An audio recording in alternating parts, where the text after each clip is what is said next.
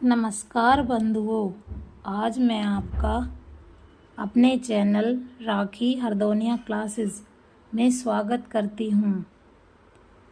आइए बंधुओं, आज हम जानेंगे अजा एकादशी महात्म्य। भादो मास के कृष्ण पक्ष की एकादशी जिसका नाम अजा एकादशी है, आज हम उस एकादशी की व्रत कथा को पढ़ेंगे। यह कथा इस प्रकार है।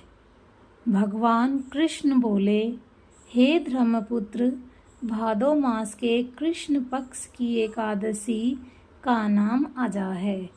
इसका महात्म्य गौतम मुनि ही जानते हैं, जिन्होंने युगों का परिवर्तन कर दिया था। कथा इसकी ऐसे है। सूर्य वंश की 31वीं पीढ़ी पर राजा हरिश्चंद्र अयोध्या नगरी में राजा हुआ था। उसके द्वार पर एक श्यामपट लगा था, जिसमें मणियों से लिखा हुआ यह लेख था कि इस द्वार पर मुँह मांगा दान दिया जाता है। विश्वामित्र ने पढ़कर कहा, मणियों का लेख मिथ्या है। हरिश्चंद्र ने उत्तर दिया, परीक्षा कर लो। विश्वामित्र बोले, अपना राज्य मुझे दे दो। हरिश्चंद्र बोले, राज्य आपका है, और क्या चाहिए? विश्वामित्र बोले, दक्षिणा भी तो लेनी है।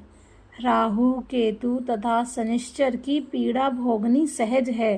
7.5 का कष्ट भी सुगम है। मेरी परीक्षा में पास होना बड़ा कठिन है। आपको मुर्दे जलाने पड़ेंगे। तुम्हारी रानी को दासी बनना पड़ेगा। यदि इन कार्यों को करने में आपको भय नहीं है तो श्री गणेश करके हमारे साथ काशी चलो। राजा ने धर्म का सत्कार किया। आप भंगी के सेवक बने। रानी दासी हो गई। पुत्र को नाग बनकर डस लिया। ऐसी आपत्ति में भी उसने सत्य का त्याग नहीं किया, परंतु मन में शोक की अग्नि भड़क उठी। उसी समय गौतम मुनि के दिल में दया आ गई। राजा हरिश्चंद्र के पास आकर कहा, तुम अजा एकादशी का विधि पूर्वक व्रत करो, जिससे तुम्हारे समस्त संकट दूर हो जाएंगे। ऐसा कहकर गौतम मुनि अंतर ध्यान हो गए। राजा ने विधि सहित अजा एकादशी का व्रत किया। उसके प्रभाव से स्वर्ग में उनका जय जयकार हुई। अपने सामने ब्रह्मा विष्णु महेश इंद्र आदि देवताओं को खड़ा देखा।